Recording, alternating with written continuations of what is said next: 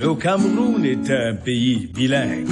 On y parle officiellement l'anglais et le français. Mais c'est pas tous les Camerounais qui parlent ces deux langues en même temps. Alors, écoutez mon histoire, ma petite histoire. Comment j'ai appris à dire un ou deux mots en français. Nous sommes en compagnie d'un invité pas comme les autres. Il s'agit de Eno Meyomesse, né à Ebolova au Cameroun en 1954. Écrivain, il est diplômé de l'Institut d'études politiques de Strasbourg et maître S sciences politiques de l'Université de Paris 2. Il a publié tout récemment, après de nombreux autres ouvrages, un livre d'histoire du Cameroun en 6 tomes, dont le premier est disponible. Bonjour Eno Meyomesse. Bonjour, bonjour. Bonjour Sibelle. Bonjour Solange. Eno Meyomesse. Vous qui êtes âgé de 56 ans et avez vécu l'avant et après indépendance, quel bilan pouvez-vous dresser sur le plan politique? Il est multiple le bilan. Commençons d'abord sur la question de nos rapports avec la puissance qui administrait le Cameroun. Parce que vous savez, nous n'étions pas une colonie, nous étions un territoire sous tutelle des Nations Unies, à l'administration simplement confiée à la France. Pour ce côté-ci et à la Grande-Bretagne pour le Cameroun, les British Cameroun comme on les appelait. En conséquence, en 1960, lorsqu'il y a eu la levée de la tutelle, ce qui a correspondu donc à la proclamation de l'indépendance, eh bien, il n'y a pas eu indépendance politique vis-à-vis de la France. Dès le 31 décembre 1958, le premier ministre de l'époque, le premier ayant été un bida, mai 57, février 58, le deuxième était à Ijo, 18 février 58 jusqu'en mai 60. Donc le premier ministre de l'époque, Amadou Ijo, le 31 décembre 58, avait signé les fameux premiers accords de coopération entre la France et le Cameroun. Et ces accords avaient vidé l'indépendance du Cameroun de son contenu. Ces accords l'avaient vidé sur le plan politique et sur le plan économique. Et par la suite, on a vu cela. On a vu un Cameroun assujetti à la France sur le plan politique. Nous étions régis par le secrétariat général aux affaires africaines qui dépendait directement du président français Charles de Gaulle et qui était géré par Foccart, qui était le véritable patron de toute l'Afrique noire, qui était le nouveau ministre des colonies, si je peux dire, ou bien le nouveau ministre de la France d'outre-mer. Et Ahidjo, comme tous les autres, allait prendre les ordres là-bas et venait les exécuter ici. Souvenez-vous que Ahidjo démissionne sur ordre de Paris. C'est Mitterrand qui arrive au pouvoir et qui décide de virer Ahidjo. Ce n'est pas là l'attitude d'un pays politiquement indépendant. Vous voyez? Donc non, l'indépendance, sur le plan politique, l'indépendance ne s'est pas traduite par la liberté ou par la séparation politique avec la France. Sur le plan intérieur, notre indépendance s'est traduite par l'instauration d'un régime de terreur. Vous savez, sous Ahidjo, c'était une dictature sanguinaire, une dictature féroce. Les Camerounais ont vécu dans une terreur dont ils n'imaginent pas aujourd'hui ou plus aujourd'hui les dimensions.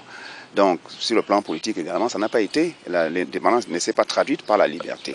Donc, vous voyez, à partir de tout cela, je crois que vous avez déjà une bonne idée de ce qu'il y a eu sur le plan politique. Et même jusqu'aujourd'hui, je vais en finir par là, vous voyez, le Cameroun, je crois qu'en 28 ans de régime de Biya Paul, n'a assisté qu'à 4 ou 5 sommets de l'OUA, qui est devenu par la suite Union africaine. Mais le Cameroun ne manque jamais, je dis bien jamais, un sommet de France-Afrique, une réunion de Paris où le président français convoque les chefs d'État africains. Nous sommes les premiers à arriver et parfois les derniers à en partir. Mais il peut y avoir 1000 réunions ici en Afrique noire, nous n'y assistons pas. Parfois nous boycottons même les sommets de l'UDEAC, qui est devenu par la suite CEMAC. Voilà autant de choses qui montrent que sur le plan politique, l'indépendance, gros point d'interrogation. Avec une terre aussi généreuse, d'incalculables richesses énergétiques et tout le potentiel que la nature a bien voulu que notre pays, le Cameroun, ait. 50 ans après, il reste toujours un pays pauvre et très endetté. Que pouvez-vous dire à ce sujet? Ce n'est pas le sous-sol qui développe un pays, c'est l'intelligence qui développe un pays. Le Japon est un volcan éteint. mais le Japon est un pays très développé. La France est un pays qui a un sous-sol pauvre, mais la France compte parmi les 5 plus grandes puissances du monde. En revanche, le Zaïre, la RDC est un pays qui est un scandale géologique, un scandale minier. Tous les minerais de la terre sont là-bas, mais la RDC figure parmi la queue du monde. Même au Cameroun, nous avons beaucoup de choses, comme vous venez de le dire, mais où sommes-nous? Nous ne comptons pas en ce XXe siècle. Nous venons de passer 50 ans de pauvreté. Je n'ai pas envie de dire de misère, je préfère dire de pauvreté. Il y a eu une pauvreté continue. Je peux même dire qu'elle s'est aggravée. Je vais vous donner des exemples. Il ne faut pas être vague.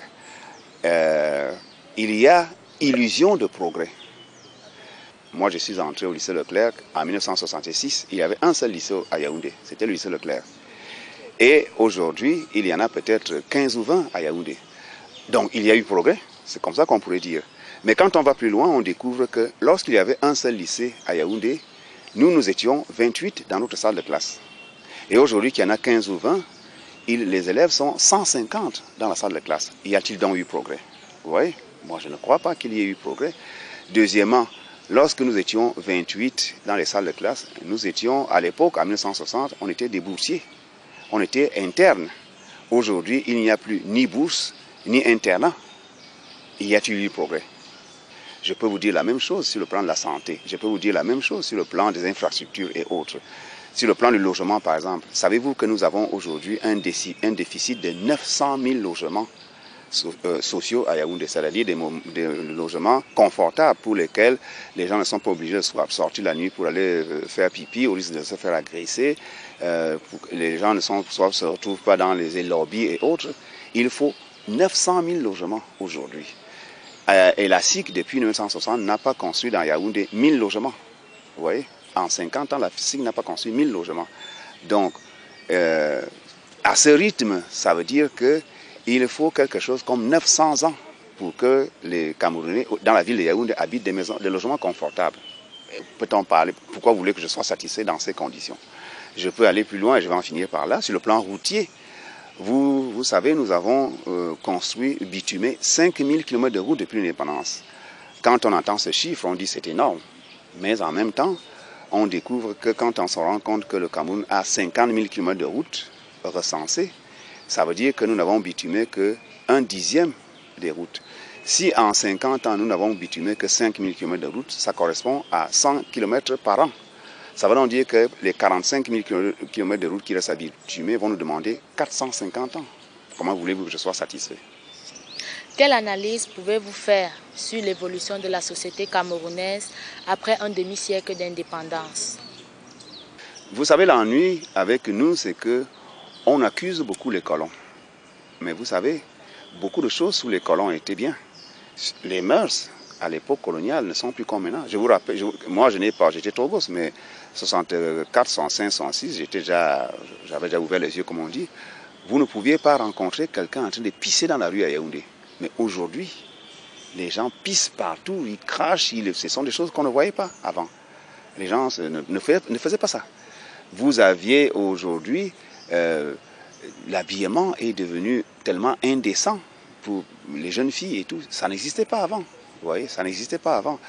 Vous voyez maintenant, il y a la pédérastie, l'homosexualité qui sont en train d'être crédibilisées au Cameroun. Ce sont des choses qui, avant, en tout cas dans notre société, sont abominables. Mais aujourd'hui, les jeunes se vantent d'être des pédés. Ce sont des choses qui, hier, qui nous faisaient honte. Aujourd'hui, regardez, les jeunes filles se font un honneur d'épouser des blancs. Des familles entières se glorifient d'avoir leur fille qui est en relation avec un vieux blanc en France et tout. Il y a eu une régression phénoménale. En tout cas, il y a eu une évolution que moi j'appelle une régression. D'autres disent qu'ils s'adaptent à l'ère du temps. Je ne sais pas si s'adapter à l'ère du temps, c'est accepter l'homosexualité, c'est de pisser partout dans les rues à Yaoundé. Je ne sais pas. En tout cas, moi je dis qu'il y a eu régression sur le plan des mœurs. Et puis même sur le plan de la morale, les fonctionnaires de 1960-65 sont dit ne volez pas comme ça. Ils ne volaient pas. Ceux d'aujourd'hui, c'est terrible. C'est des souris sur des sacs d'arachides, les fonctionnaires. Ils volent énormément. Regardez comment, dans quelle maison les fonctionnaires se logent, ils construisent. Vous connaissez vous savez combien ils gagnent à peu près, mais ils construisent une maison qui est l'équivalent de parfois 1000 fois son salaire. Mais d'où cet argent lui sort-il? Vous voyez le tunnel qu'on a construit là au niveau de la préfecture à Yaoundé. Il a suffi qu'on le laisse ouvert une nuit. Le matin, on avait trouvé qu'il n'y avait plus une seule ampoule. Les Camerounais étaient passés la nuit, ils avaient tout volé. Ils avaient tout volé. C'est des choses qu'on ne faisait pas avant. Le bien public avant était sacré, on n'y touchait pas. Mon père, je vous dis, était fonctionnaire. Je montais à peine dans les CA, les voitures administratives qu'il avait. Je ne montais pas dedans, ma mère ne montait pas dedans. Mais aujourd'hui, les CA, ce sont elles qui couvrent tous les deuils. Les vendredis, samedis, dimanches, il faut voir comment les CA sillonnent les routes du Cameroun. Tel deuil par-ci, c'est les CA et autres. Il y a des personnes aujourd'hui qui garent même leur voiture personnelle et ne roulent qu'en voiture administrative. Donc, les bons d'essence et tout. Il y a eu un effondrement. La chose publique n'existe plus au Cameroun. Le public est devenu le personnel au Cameroun. Donc, moi, je dis, il y a eu une régression phénoménale. 50 ans passés, le Cameroun ne possède presque pas d'infrastructures. D'où sa non-compétitivité véritable avec la plupart des nations. Quelle explication donnez-vous face à cette situation? Il y a eu une mauvaise loi non écrite ici qui voulait qu'on préfère un dispensaire à un stade. C'est Aïdjo qui avait commencé par dire ça. Abiy est arrivé, il a repris la même logique, il préfère un hôpital à un stade. Donc, résultat, on a accusé un retard monumental. Le petit palais des sports que les Chinois viennent de construire ici est la fierté des Cameroun, mais ce qu'ils ne savent pas, c'est que dans les autres pays africains, il y en a 20 comme ça. Donc nous sommes sur ce plan terriblement en retard. Résultat, nous ne pouvons pas organiser de grandes compétitions comme la Coupe d'Afrique des Nations, comme les Jeux africains, des choses comme ça. Ça, c'est c'est la politique du gouvernement qui est défaillante sur ce plan. C'est aussi simple que ça.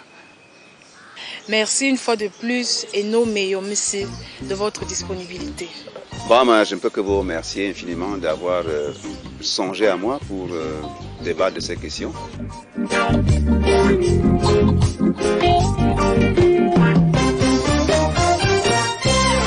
Des milliards de francs étaient détournés, la ceinture des peuples resserrée, la corruption.